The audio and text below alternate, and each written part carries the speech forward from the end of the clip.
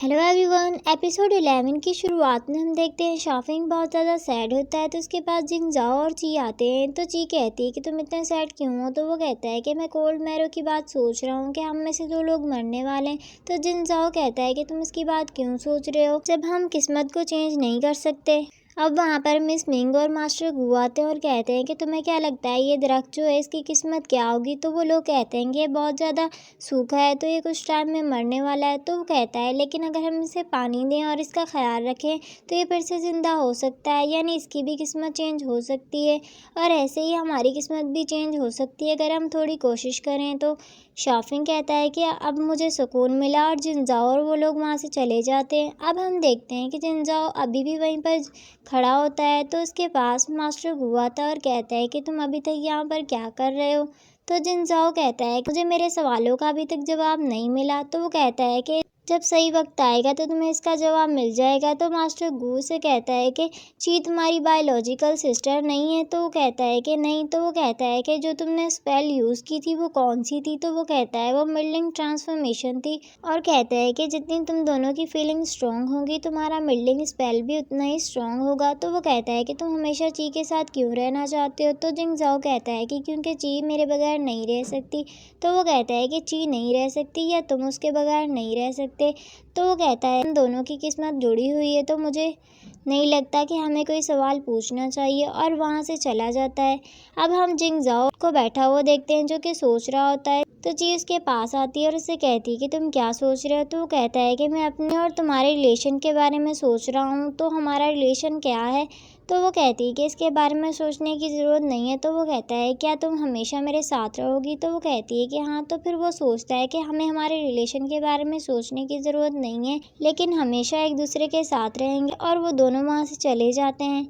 अब हम देखते हैं वो दोनों एक जगह पर बैठे होते हैं। तो जिनजाओ कहता है कि मास्टर गू ने बोला है अगर हम दोनों की फीलिंग्स जो है यानी हमारा जो बॉन्ड है वो जितना ज़्यादा स्ट्रॉन्ग होगा हमारी मिल्डिंग भी उतनी ज़्यादा स्ट्रॉन्ग होगी। तो वो कहती है कि हमें क्या करना चाहिए। जिनजाओ कहता है कि एन्चेंटर्स ने कहा है कि रात का टाइम बॉन्ड को स्ट्रॉन्ग बनाने के लिए अच्छा होता है। तो वो कहती है कि हम चांद को देखकर बॉन्ड को स्ट्रॉन्ग कर सकते हैं। तो वो कहता है कि नहीं और उसे एक पॉइंट सुनाता है लेकिन उसे कुछ भी समझ नहीं आता। अब वो देखती है कि एक रोशनी चांद की तरफ जा रही होती है। तो वो कहती है जिंग जाओ देखो वो क्या है। तो वो कहता है ये स्पिरिट्स है जो कि स्प्रिंग सीजन में चांद की तरफ जाती है। तो वो कहती है कि हम इन्हें पकड़ें। तो वो कहता है कि हम इन्हें पकड़ नहीं सकते। तो वो अपनी मैजिक से एक स्वाड बनाती है और कहती है कि चलो हम इस स्पिरिट के साथ चलते हैं। और वो दोनों उस स्वाड पर उड़ने लगते हैं। अब ची उन स्पिरिट को देखकर बहुत ज़्यादा खुश हो रही होती है। तो जो जिंग जाओ इसकी तरफ देखता है उसे फिर अपनी वर्स्ट किस याद आ जाती है और ची को किस करने लगता है। तो ची से देख लेती है तो वो दोनों का बैलेंस ख़राब हो जाता है और वो दोनों नीचे गिर जाते हैं।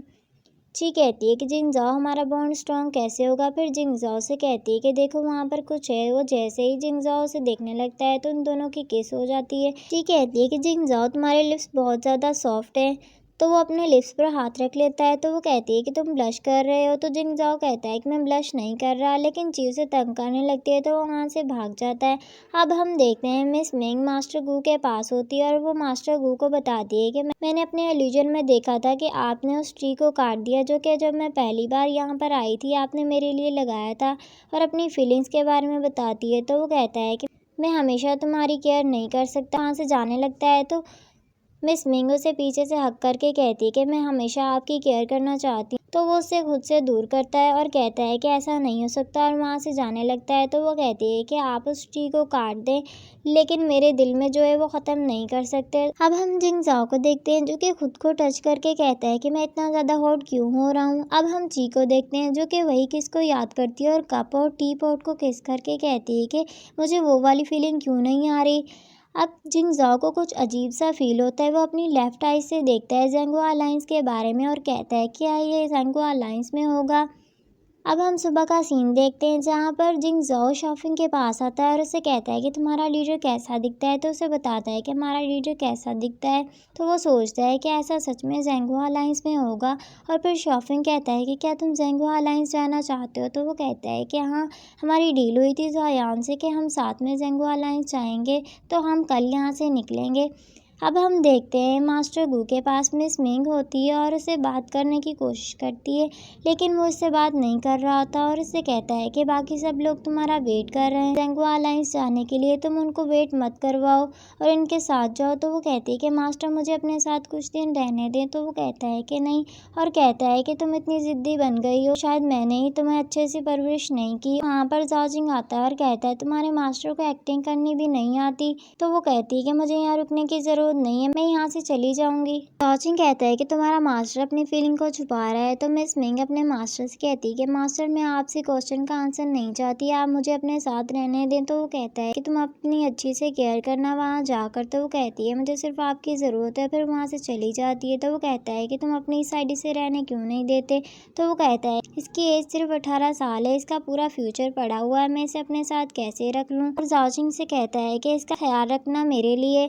तो वो कहता है कि मुझे यहाँ रहने की ज़रूरत नहीं है, मैं यहाँ से जा रहा हूँ और वहाँ से चला जाता है। अब हम उन सबको सिटी में देखते हैं जहाँ पर सब लोग खाना खा रहे होते हैं। तो शाफिंग कुछ सोच रहा होता है। तो ची कहती है कि तुम क्या सोच रहे हो। तो दिन जाओ कहता है ये फिजिशियन बयान के बारे में सोच रहा है। शाफिंग कहता है कि हाँ मैं यही सोच रहा हूँ, मैं इसे पकड़कर खुद को प्रूफ करना चाहता हूँ, लेकिन वो भाग गया। तो वो कहता है कि तुम फिक्र मत करो, हम इसे जल्दी पकड़ लेंगे।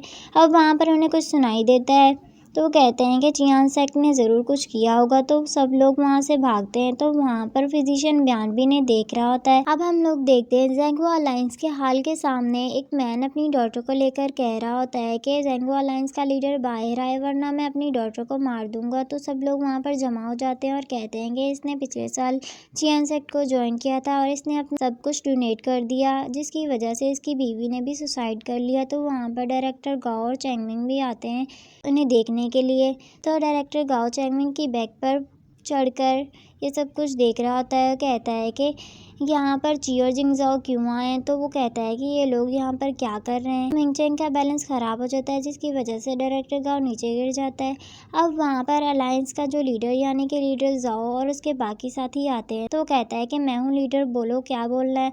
तो वो कहता है तुम क्या कहते हो कि हमारा जो चियान सेक्ट है वो ईविल है। तो वो कहता है कि हाँ तुम्हारा चियान सेक्ट जो है वो ईविल है, क्योंकि वो लोगों को लूटता है, उनके घरों को बर्बाद कर देता है। तो वो कहता है कि तुम झूठ बोलना बंद करो, मैं अपनी बेटी को यहीं पर मार दूंगा।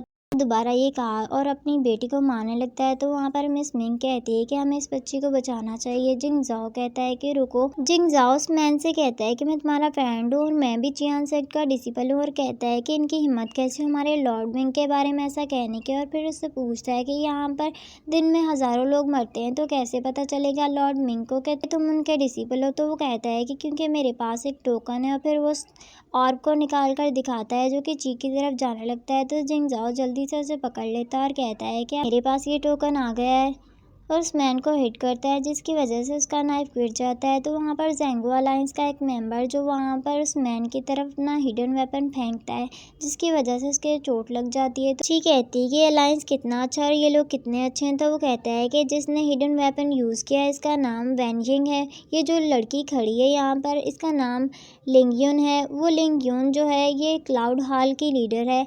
अब हम डायरेक्टर गाओ और मिंगचेंग को देखते हैं, जो कि डायरेक्टर गाओ नीचे गिरे होते हैं और मिंगचेंग उठाकर उनसे माफ़ी मांगता है। तो वो कहता है कि तुम एक यूजलेस इंसान हो, और फिर कहता है कि मुझे दोबारा से देखना है, और उससे कहता है कि दोबारा बैठो ताकि मैं देख सकूं। और डायरेक्टर गाओ दोबारा से देखने लगता है। अब हम देखते हैं उस बच्ची के पास मिस मिंग होती है और उस बच्ची से कहती है कि कुछ भी नहीं हुआ, सब कुछ ठीक हो जाएगा। तो वहाँ पर लीडर जाओ आता है और कहता है कि इसे अरेस्ट कर लो, और फिर लिंगयुन से कहता है कि इस बच्ची का अच्छे से ख्याल रखना, और इन लोगों से कहता है कि तुम लोग मेरे साथ अंदर आओ, मुझे तुम लोगों से कुछ बात करनी है। और सब लोग वहाँ से चले जाते हैं। तो मिस मिंग उस बच्ची के साथ होती है और कहती है कि कुछ भी नहीं हुआ। तो शॉफिंग पूछता है कि इस बच्ची के साथ इतनी काइंड कैसे हो रही है। तो वो कहता है कि बचपन में भी कुछ ऐसा हुआ होगा। तो वो कहता है कि क्या मतलब। तो वो कहता है कि कोई बात नहीं।